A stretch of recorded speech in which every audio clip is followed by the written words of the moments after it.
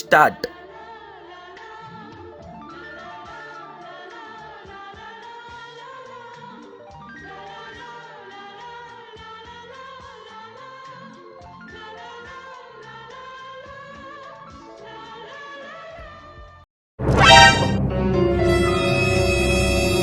Then you will Google repairing disk error solution, and in Google you will get advice to wait.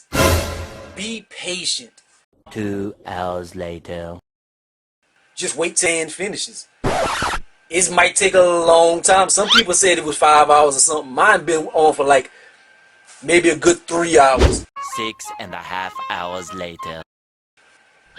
I'm gonna let it go at least for like 24 hours. If it's not done by 24 hours, I'm gonna let it keep going.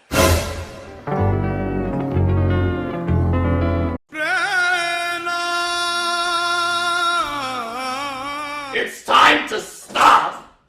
It's time to stop, okay? 2,000 years later.